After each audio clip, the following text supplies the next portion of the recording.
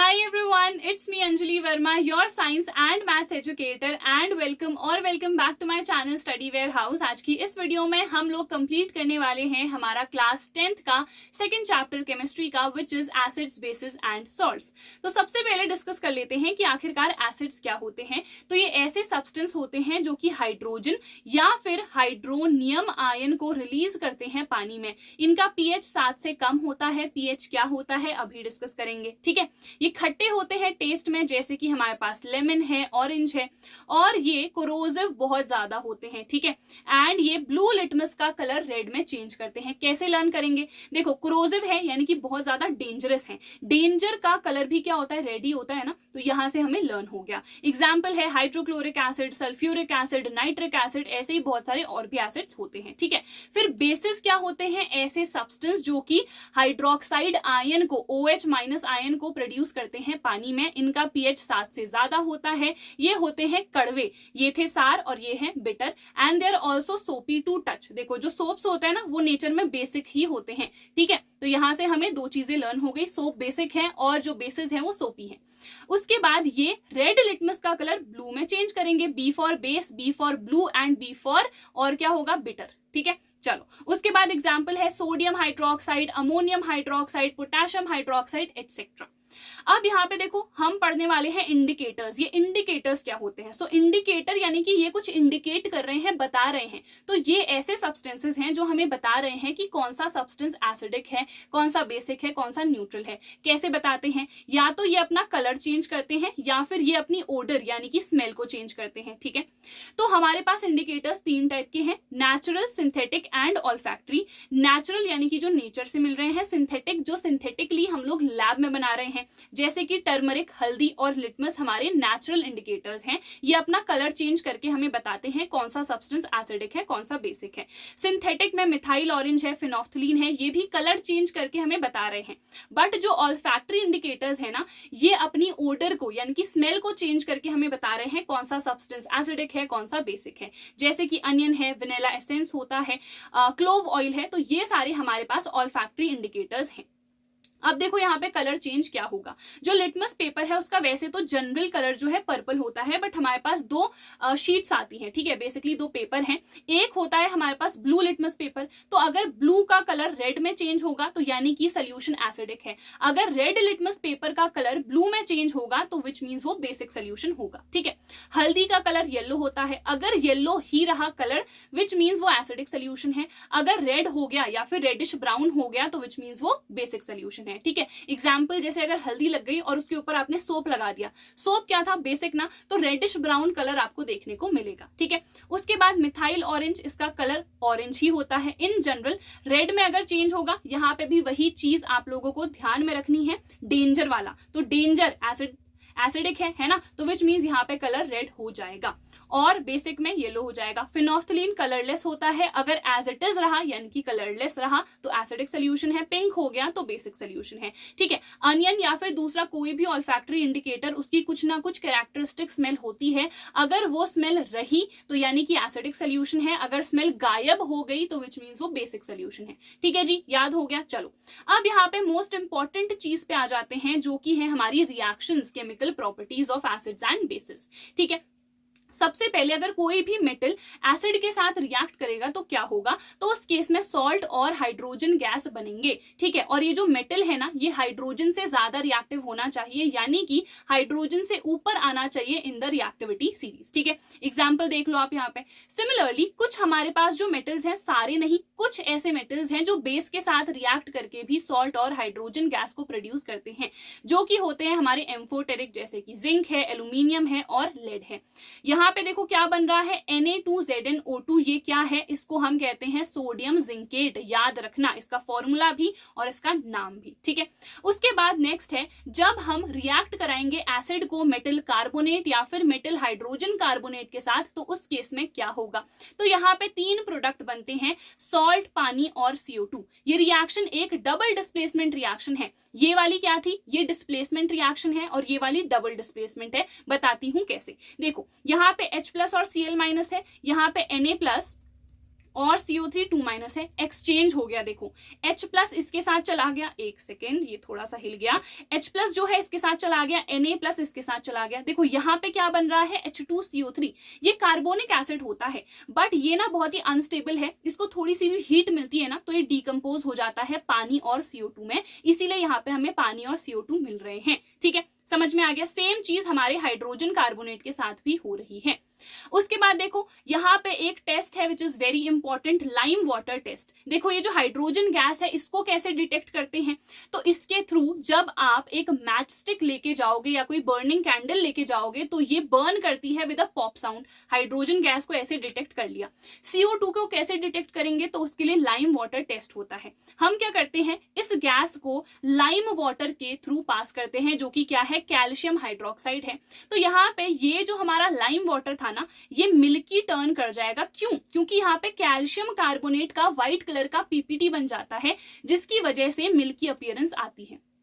अगर आप CO2 को एक्सेस में पास करोगे उस केस में क्या होगा, उस केस में यहाँ पे कैल्शियम बाइकार्बोनेट बन जाता है। इसको हम कैल्शियम हाइड्रोजन कार्बोनेट भी कहते हैं, और ये हमारा सॉल्यूबल होता है, कलरलेस होता है, विच मीन्स अगर आप एक्सेस में CO2 गैस को पास करोगे तो उस केस में ये जो मिल्की अपीयरेंस थी ये डिसअपियर हो जाएगी। ठीक है जी, चलिए नेक्स्ट है हमारे पास न्यूट्रलाइजेशन रिएक्शन। यहाँ पे बनता है क्या, सॉल्ट और पानी।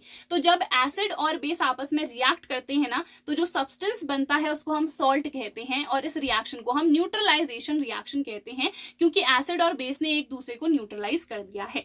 समझ में आ गया। चलो नेक्स्ट है reaction of metal oxides with acid. देखो ये जो मेटालिक ऑक्साइड होते हैं ना, ये नेचर में बेसिक होते हैं, तो जब ये एसिड के साथ रिएक्ट करेंगे तो अगेन क्या होगा, न्यूट्रलाइजेशन होगा, तो यहाँ पे सॉल्ट और पानी बन जाएगा। एग्जाम्पल, ये जो कॉपर ऑक्साइड है जो कि ब्लैक कलर का होता है, जब हमने इसकी रिएक्शन हाइड्रोक्लोरिक एसिड के साथ कराई तो यहाँ पे CuCl2 बन गया, और ये होता है हमारा ब्लूइश ग्रीन कलर का, और ये एक सॉल्ट मिल गया और पानी मिल गया। ठीक है, फिर देखो reaction of non metallic oxide with basis.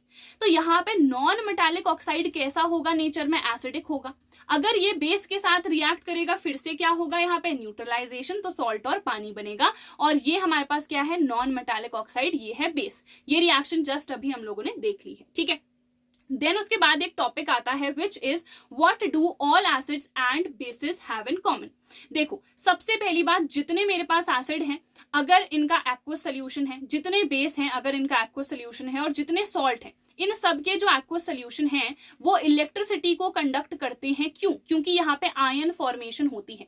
So ion formation is very very important for electricity conduction, ये चीज आपको याद रखनी है। ठीक है, यानी कि हमेशा एक्वस सोल्यूशन में ही इलेक्ट्रिसिटी का कंडक्शन होगा, या फिर मोल्टन स्टेट होनी चाहिए, अदरवाइज सॉलिड स्टेट में कभी भी कोई भी इलेक्ट्रिकल कंडक्शन नहीं होता है। ठीक है, अब जितने भी एसिड है उनमें क्या कॉमन है, हमने कहा कि हाइड्रोजन या फिर हाइड्रोनियम आयन, और जितने बेसेस है उसमें क्या कॉमन है, तो OH- यानी कि हमारा हाइड्रोक्साइड आयन। ठीक है, एक एग्जाम्पल, एक एक्टिविटी गिवन है, हम लेते हैं ग्लूकोज, इसके अलावा अल्कोहल। ठीक है, आप NaOH भी ले सकते हो, HCl भी ले सकते हो, दूसरा कोई सा भी एसिड भी ले सकते हो। अगर हम इनके एक्वस सोल्यूशन के थ्रू इलेक्ट्रिसिटी पास कराएंगे और एक बल्ब को लगा देंगे तो हम देखेंगे इनके केस में तो जो बल्ब है वो ग्लो कर रहा है, यानी कि इलेक्ट्रिसिटी का कंडक्शन हो रहा है, बट इन दोनों के केस में बल्ब ग्लो नहीं करेगा। क्यों? क्योंकि भले ही इनमें हाइड्रोजन है बट यहाँ पे हाइड्रोजन आयन प्रोड्यूस नहीं हो रहा है, यानी कि ion formation is important for electricity conduction.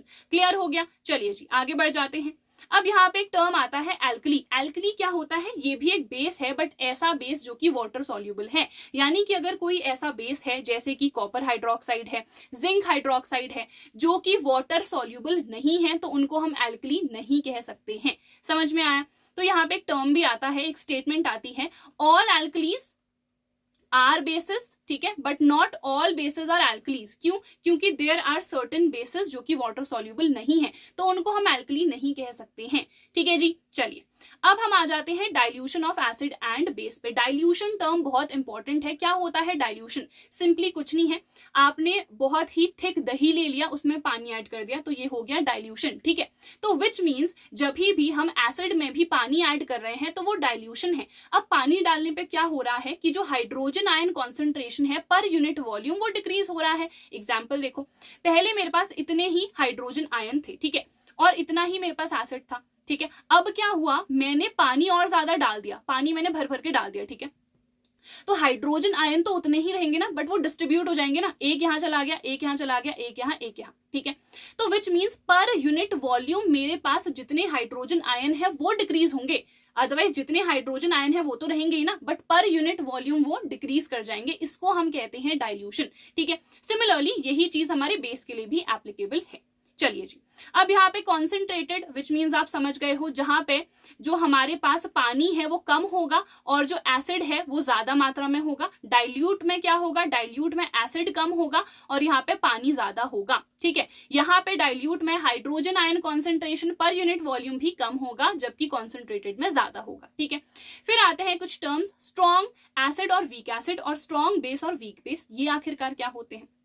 तो स्ट्रॉन्ग एसिड या फिर स्ट्रॉन्ग बेस हमारे पास ऐसे एसिड्स या फिर बेस हैं जहां पे कंप्लीट डिसोसिएशन होता है इनटू द आयन, यहाँ पे H+ आयन में और यहाँ पे OH- आयन में, ठीक है। उनको हम स्ट्रॉन्ग कहते हैं। जहां पे पार्शियल डिसोसिएशन होता है, यानी कि थोड़ा बहुत मॉलिक्यूलर कैरेक्टर भी वहां पे बच जाता है, उनको हम वीक एसिड या फिर वीक बेस कहते हैं। ये हमारे पास कुछ एग्जाम्पल्स हैं, ठीक है। स्ट्रॉन्ग एसिड जनरली हमारे पास मिनरल एसिड्स होते हैं, जैसे कि HCl H2SO4, ठीक है। और जो वीक है वो जनरली हमारे पास ऑर्गेनिक एसिड होते हैं। ऑर्गेनिक एसिड क्या है, 4th चैप्टर में डिटेल में देख लेंगे, ठीक है। चलो अब यहाँ पे सॉल्ट भी हमारे पास ना 3 टाइप के होते हैं, एसिडिक, न्यूट्रल और बेसिक। कैसे पता चलेगा, मैम न्यूट्रलाइजेशन रिएक्शन थी तो विच मीन्स सॉल्ट तो सिर्फ न्यूट्रल होना चाहिए था ना, बट नहीं, ऐसा नहीं होता है। क्यों नहीं होता है देख लेते हैं। देखो, अगर मेरे पास एसिड स्ट्रॉन्ग था और जो बेस था वो वीक था, तो एसिड अपनी डोमिनेंस दिखाएगा ना, तो सॉल्ट कैसा हो जाएगा, एसिडिक। जैसे कि यहाँ पे देखो NH4Cl किससे मिलके बना, NH4OH और HCl। एसिड स्ट्रॉन्ग है बट जो बेस है वो वीक है, तो ये एसिडिक सॉल्ट बनाएगा, ठीक है। न्यूट्रल यानी कि दोनों ही हमारे पास स्ट्रॉन्ग होने चाहिए या दोनों ही हमारे पास वीक होने चाहिए, जैसे कि यहाँ पे ये बना है सोडियम हाइड्रोक्साइड और हाइड्रोक्लोरिक एसिड से, ठीक है। फिर देखो बेसिक सॉल्ट, यहाँ पे क्या होगा, बेस होगा स्ट्रॉन्ग और एसिड होगा वीक। तो यहाँ पे देखो NaOH और H2CO3, कार्बोनिक एसिड कैसा था, वीक एसिड था, ठीक है। तो इसीलिए यहाँ पे बेसिक सॉल्ट बना है। समझ में आ गया। चलिए नेक्स्ट है हमारे पास पीएच आखिरकार क्या होता है, बहुत इंपॉर्टेंट टॉपिक है ये वाला, ठीक है। तो पीएच की फुल फॉर्म है पोटेंस हाइड्रोजन, ठीक है। पोटेंस हाइड्रोजन यानी कि कितनी स्ट्रेंथ है हमारे हाइड्रोजन आयन की, ये हमें पीएच बताता है। पीएच स्केल एक ऐसा स्केल है जो कि 14 पॉइंट स्केल है, यानी कि 0 से शुरू हो रहा है और 14 तक जा रहा है, ठीक है। अगर वैल्यू क्या है, 7 से कम है तो वो एसिडिक होगा, 7 है तो वो न्यूट्रल सोल्यूशन है, और अगर पीएच मेरा क्या है, 7 से ज्यादा है, ठीक है, तो उस केस में क्या होगा, वो एल्कलाइन यानी कि बेसिक सोल्यूशन होगा। समझ में आ गया। एक टर्म यहाँ पे आता है यूनिवर्सल इंडिकेटर। देखो नॉर्मल इंडिकेटर्स तो हमने पढ़े ही ना, बट वो तो हमें सिर्फ बता रहे थे कि कौन सा सोल्यूशन एसिडिक है, कौन सा बेसिक है। वो हमें ये तो नहीं बता रहे थे ना कि कौन सा स्ट्रांगली एसिडिक है, कौन सा वीकली एसिडिक है। उसके लिए आता है यूनिवर्सल इंडिकेटर, यानी कि हर पीएच वैल्यू पे ये अपना अलग अलग कलर दिखाएगा। देखो इस तरीके से, ये एनसीईआरटी में डायग्राम है, बहुत इंपॉर्टेंट है, ठीक है। यहाँ पे कलर बहुत ही सिंपल है, हमारे जो रेनबो के कलर होते हैं वही हमें यहाँ पे भी देखने को मिलते हैं। क्या कलर होते हैं, विबग्योर, ठीक है, VIBGYOR, violet, indigo, blue, green, yellow, orange और रेड। इस साइड पे क्या होगा, हमने कहा पीएच 7 से कम है तो उस केस में एसिडिक है, ग्रीन है तो न्यूट्रल है, और अगर पीएच 7 से ज्यादा हो गया है यानी कि ब्लूइश रेंज में जब हम चले गए हैं तो वो हमें बेसिक कलर्स शो कर रहे हैं, ठीक है। यहाँ पे भी बस और कुछ नहीं है, यही है। देखो ये एसिडिक हो गया, ये बेसिक हो गया, ये हमारे पास न्यूट्रल हो गया।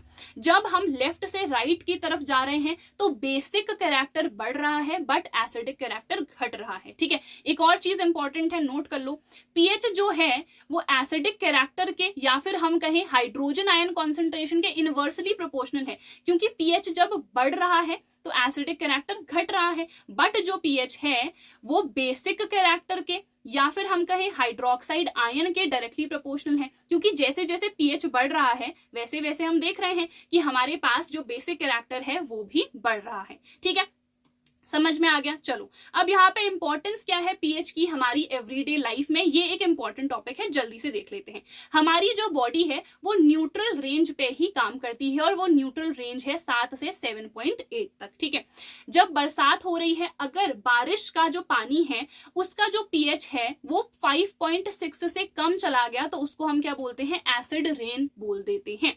ऊपर देखो हमारे पास बहुत सारे ना एसिडिक ऑक्साइड हैं, जब ये पानी के साथ मिलते हैं तो देखो यहाँ पे क्या होगा, एसिड बन जाएगा। यही एसिड पानी के साथ नीचे आ रहा है, इसीलिए उसको हम एसिड रेन कह रहे हैं। समझ में आ गया। चलो अगर जो सॉइल है उसका पीएच बहुत ज्यादा एसिडिक है तो हम क्या करेंगे, न्यूट्रलाइज करने के लिए उसमें बेस डालेंगे। हम यही करते हैं, हम यहाँ पे स्लेक्ड लाइम डालते हैं जो कि क्या होता है, कैल्शियम हाइड्रोक्साइड होता है, ठीक है। उसके बाद देखो अगर पेट में एसिडिटी हो गई है, पेट में हाइड्रोक्लोरिक एसिड प्रोड्यूस होता है, पता है ना, बायो में पढ़ा है। तो यहाँ पे अगर वो बहुत ज्यादा प्रोड्यूस हो गया तो एसिडिटी होगी, उसको न्यूट्रलाइज करने के लिए क्या लेंगे, बेस लेंगे ना। तो वो बेस को हम एंटासिड कहते हैं, यानी कि एसिड का उल्टा। और मोस्टली हम यूज करते हैं मिल्क ऑफ मैग्नीशिया, जो कि सिंपली क्या है, मैग्नीशियम हाइड्रोक्साइड ही है, ठीक है। चलो उसके बाद अगर हमारे मुंह का जो पीएच है, ठीक है, वो भी अगर 5.5 से कम चला गया तो हमारे जो दांत हैं वो सड़ना शुरू हो जाएंगे, जिसको हम टूथ डिके कहते हैं, कि दांत हमारे सड़ने लग गए हैं, ठीक है। जो हमारा टूथ इनेमल है ये व्हाइट वाला किससे मिलके बना है, कैल्शियम हाइड्रोक्सी एपेटाइट, या फिर पुरानी बुक्स में कैल्शियम फोस्फेट भी लिखा है, जिसका फॉर्मूला होता है Ca3PO4 होल ट्वाइस, ठीक है। ये हार्डेस्ट सब्सटेंस है हमारे बॉडी का, बट ये भी कोरोड हो जाता है एसिड के अटैक से। तो समझ लो कि एसिड कितना ज्यादा कोरोसिव होता है, ठीक है जी। चलिए अब टूथ डिके से बचने के लिए क्या करते हैं, हम ब्रश करते हैं, है ना, टूथपेस्ट का यूज करते हैं। टूथपेस्ट का नेचर क्या होगा, बेसिक होगा ऑब्वियसली, है ना, क्योंकि मुंह में एसिड आ गया है, न्यूट्रलाइज करने के लिए हम बेस का यूज करेंगे। चलो जब हमें बी काटती है या एंट काटती है तो हमारी बॉडी में ये एसिड इंजेक्ट करती हैं, तो विच मीन्स उस केस में हमें टूथपेस्ट लगाना चाहिए या फिर बेकिंग सोडा लगाना चाहिए, क्योंकि वो बेसिक होते हैं नेचर में। जबकि अगर वास्प ने काटा है तो ये हमारे बॉडी में बेस इंजेक्ट करता है, यानी कि आपको कोई एसिड लगाना है, यानी कि लेमन निचोड़ दो, ठीक है, तो आपको राहत मिलेगी। फिर जो नेटल लीफ, बिच्छू के पत्ते होते हैं, वो भी एसिड इंजेक्ट करते हैं, कौन सा, फॉर्मिक एसिड, ठीक है। उसी के आसपास एक प्लांट होता है डॉग प्लांट, अगर आपको ये आसपास मिल गया तो इसको लगा लो। अगर कहीं खेत वगैरह में गए हो, ठीक है, जंगल में गए हो, बिच्छू लग गया तो डॉग प्लांट को ढूंढो, उसको लगा लो। क्यों, क्योंकि ये होता है नेचर में बेसिक, तो ये राहत दे देता है, ठीक है। चलो अब देखो विनेगर में होता है एसिटिक एसिड, जिसको हम एथेनोइक एसिड भी कहते हैं। ऑरेंज में है citric acid, T for tamarind, T for tartaric acid. Tomato ओ आ रहा है ना, तो यहाँ पे ऑक्जेलिक एसिड है, ठीक है। जो कर्ड है हमारे पास उसमें लैक्टिक एसिड होता है। लेमन में भी सिट्रिक एसिड है। एंड और नेटल स्टिंग दोनों में ही हमारे पास मेथनोइक एसिड होता है, जिसको हम फॉर्मिक एसिड भी कह देते हैं, ठीक है जी। चलिए अब यहाँ पे कुछ प्रिपरेशन मेथड्स हैं एंड यूजेस भी हैं, जो कि बहुत इंपॉर्टेंट है। यहाँ पे से रिएक्शंस काफी जरूरी हैं, तो अच्छे से देख लेना। सबसे पहले कॉमन सॉल्ट क्या होता है, सोडियम क्लोराइड, जिसको हम टेबल सॉल्ट भी कह देते हैं, ठीक है। और ये बनता कैसे है, तो जो सी वाटर है उसके इवेपोरेशन से हमें कॉमन सॉल्ट मिलता है। जब ये मिलता है तो इसके साथ साथ बहुत सारी इंप्योरिटीज भी होती हैं, जिसकी वजह से ये ब्राउन कलर का होता है। इसीलिए इसको हम रॉक सॉल्ट भी वहां पे कह देते हैं, रॉक के फॉर्म में मिल रहा है और ये ब्राउन कलर का होता है ड्यू टू इंप्योरिटीज, ठीक है। अब ये जो प्रोसेस है क्लोर एल्कली प्रोसेस, ये एक प्रोसेस है सोडियम हाइड्रोक्साइड, जिसको हम कास्टिक सोडा भी कहते हैं, ठीक है, दिस इज द स्पेलिंग। तो कास्टिक सोडा की प्रिपरेशन के लिए ये मेथड है, वेरी वेरी इंपॉर्टेंट। यहाँ पे कुछ टर्म्स है, अच्छे से सुनना मैं क्या क्या बोल रही हूँ, ठीक है। यहाँ पे हम लेते हैं ब्राइन। ब्राइन क्या होता है, एक्वस सोल्यूशन होता है सोडियम क्लोराइड का। जब इसके थ्रू हम इलेक्ट्रिसिटी को पास करते हैं तो हमें मेनली 3 प्रोडक्ट्स देखने को मिलते हैं, सोडियम हाइड्रोक्साइड, क्लोरीन और हाइड्रोजन। याद कैसे करेंगे, अच्छे से देख लो। देखो यहाँ पे कौन कौन से आयन बने, ये सारे आयन में ही टूटेंगे, ये है ना। तो यहाँ पे देखो NaOH तो बन गया, ठीक है, ये हमें नियर द कैथोड मिल जाता है। फिर देखो H+ है, ये कैटायन है। कैटायन हमेशा कहाँ जाता है, याद करो, कैथोड पे। तो यानी कि हाइड्रोजन गैस मुझे कैथोड पे मिलेगी, ठीक है। ये क्या है, एनायन, कहाँ जाएगा, एनोड पे, यानी कि क्लोरीन गैस मुझे एनोड पे मिलेगी, ठीक है। तो ये रिएक्शन है, बहुत जरूरी है, इनके यूजेस पूछे जाते हैं। तो सोडियम हाइड्रोक्साइड का यूज हम करते हैं सोप और डिटर्जेंट बनाने में या फिर इन डीग्रीजिंग द मेटल्स। क्लोरीन का यूज हम पॉलीविनाइल क्लोराइड को बनाने में, क्लोरोफ्लोरोकार्बन्स को बनाने में या फिर पानी को डिसइंफेक्ट करने में यूज करते हैं। हाइड्रोजन को हम फ्यूल में यूज करते हैं, अमोनिया में, फर्टिलाइजर्स बनाने में। तो ये सारे यूजेस हैं इनके, ठीक है। फिर आ जाते हैं बेकिंग सोडा में। बेकिंग सोडा क्या होता है? So it is sodium hydrogen carbonate, ठीक है। सोडियम बाइकार्बोनेट भी इसको हम कह सकते हैं, ठीक है जी। प्रिपेयर कैसे होता है? तो ज्यादा मेथड कुछ है नहीं आपके सिलेबस में, बस ये रिएक्शन है जो आप लोगों को एज इट इज रट लेनी है कि यहाँ पे ये रिएक्शन है, इस तरीके से सोडियम बाइकार्बोनेट हमारा बन गया है विच इज बेकिंग सोडा, ठीक है। अब देखो, जब हम बेकिंग सोडा को हीट करते हैं तो क्या होता है? खाने में यूज करते हैं ना, पकोड़े वगैरह बनाने में। तो जब इसको हीट करते हैं तो ये डिकम्पोज हो जाता है सोडियम कार्बोनेट में, पानी में और CO2 में। अब यहाँ पे देखो CO2 गैस रिलीज हो रही है, इसी की वजह से जो हमारे पकोड़े हैं बहुत ही ज्यादा क्रिस्पी बनते हैं, ठीक है। अब यूज और भी है, जैसे कि हम बेकिंग पाउडर बनाने में यूज करते हैं। बेकिंग सोडा और बेकिंग पाउडर दोनों अलग अलग चीज है। बेकिंग पाउडर क्या है? इसमें बेकिंग सोडा के साथ साथ एक माइल्ड एडिबल एसिड भी हम लेते हैं जो कि जनरली टार्टरिक एसिड होता है, ठीक है। अब देखो रिएक्शन क्या होती है, जब हमने बेकिंग सोडा के साथ साथ टार्टरिक एसिड लिया तो यहाँ पे देखो CO2 बनेगा H2O और सोडियम सॉल्ट बनता है एसिड का। यहाँ पे भी CO2 गैस रिलीज हो रही है, इसीलिए हम इसका यूज करते हैं केक्स वगैरह बनाने में। अब क्वेश्चन आता है कि बेकिंग सोडा का भी तो यूज कर सकती थी ना, वहां भी तो CO2 रिलीज हो रहा था, बट मैंने बेकिंग पाउडर का यूज क्यों करा? क्योंकि जो बेकिंग सोडा है वो बेसिक होता है, याद है स्टार्टिंग में पढ़ा था, बेसिस बिटर होते हैं। तो क्योंकि ये ज्यादा बेसिक है नेचर में, तो ये कड़वा स्वाद दे देता है। कि आप चाहते हो केक खा रहे हो, मिठास चाहिए ना, कड़वाहट थोड़ी ना हम लोगों को चाहिए है, तो इसीलिए हम लोग क्या ऐड करते हैं? बेकिंग पाउडर को ऐड करते हैं, ठीक है। उसके बाद हम एंटासिड में भी यूज कर रहे हैं, क्यों? क्योंकि ये नेचर में कैसा है? बेसिक है, ठीक है। इसके अलावा हम एक्सटिंग्विशर्स में भी यूज कर रहे हैं, क्यों? क्योंकि यहाँ पे CO2 गैस रिलीज हो रही है, ठीक है। उसके बाद पकौड़े बनाने में या फिर कई बार सिर्फ सो दैट जो खाना है जल्दी जल्दी बन जाए, हम तभी भी ऐड कर देते हैं। समझ में आ गया? चलो नेक्स्ट देख लेते हैं हम ब्लीचिंग पाउडर कैसे बनता है। यहाँ पे जो क्लोरीन गैस हमें ऑब्टेन हो रही थी, ये वाली, ठीक है, इसको हम पास करते हैं थ्रू ड्राई स्लेक्ड लाइन। तो यहाँ पे हमें कैल्शियम ऑक्सीक्लोराइड मिल जाता है और यही हमारा क्या है? ब्लीचिंग पाउडर है। अब देखो ब्लीचिंग पाउडर है तो ब्लीचिंग पर्पसेस के लिए तो यूज करेंगे ही। यहाँ पे आपको ऑक्सीजन दिख रहा है तो याद कर लो, हम as an oxidising agent use करते हैं, ठीक है। क्लोरीन दिख रहा है, अभी यूज देखा था कि क्लोरीन का यूज हम करते हैं इन डिसइंफेक्टिंग द वाटर। तो यहाँ पे भी टू डिसइंफेक्ट द वाटर हम क्या करते हैं? ब्लीचिंग पाउडर का भी यूज कर लेते हैं, ठीक है। फिर है प्लास्टर ऑफ पेरिस। क्या होता है? कैल्शियम सल्फेट हेमी हाइड्रेट होता है। हेमी क्यों? क्योंकि इसके साथ सिर्फ आधा पानी का मॉलिक्यूल जुड़ा है। बनता कैसे है? जिप्सम से बनता है। जिप्सम क्या होता है? कैल्शियम सल्फेट डाइहाइड्रेट आएगा यहाँ पे, ठीक है, डाइहाइड्रेट। जब इसको हम 100 डिग्री सेल्सियस यानी कि 373 केल्विन पे हीट करते हैं तो हमें पीओपी मिलता है। इसके साथ साथ 1.5 मॉलिक्यूल पानी का बाहर निकल जाता है, ठीक है। हमेशा जो पीओपी है उसको हम मॉइस्चर प्रूफ कंटेनर में रखते हैं, क्यों? क्योंकि अगर इसने पानी के साथ रिएक्शन कर दी ना तो वापस से ये जिप्सम बना देता है जो कि होता है सॉलिड हार्ड मास। फिर जो पीओपी है वो किसी काम का नहीं रहेगा। इसीलिए हम जो पीओपी है, प्लास्टर ऑफ पेरिस है, उसको हम मॉइस्चर प्रूफ कंटेनर में रखते हैं, ठीक है जी। चलिए यूज क्या क्या है? तो सबसे पहले तो डॉक्टर्स यूज करते हैं। आपने देखा होगा प्लास्टर चढ़ गया है, जब फ्रैक्चर होता है तो जो फ्रैक्चर्ड बोन्स होती हैं उनको सही जगह पे सपोर्ट प्रोवाइड करने के लिए पीओपी का यूज होता है। इसके अलावा टॉयज बनाने के लिए, ठीक है, डेकोरेशन पर्पसेस के लिए या फिर to make the surfaces smooth भी हम पीओपी का यूज कर लेते हैं, ठीक है जी। चलिए उसके बाद हम आ जाते हैं सबसे पहले तो कि ये वाटर ऑफ क्रिस्टलाइजेशन होता क्या है। देखो यहाँ पे भी .10H2O लिखा है, यहाँ पे भी .12H2O लिखा था, ठीक है। इवन CuSO4 की बात करूं तो यहाँ पे भी .5H2O लिखा है। फर्स्ट चैप्टर में हमने कुछ पढ़ा था, याद आया? FeSO4 .7H2O।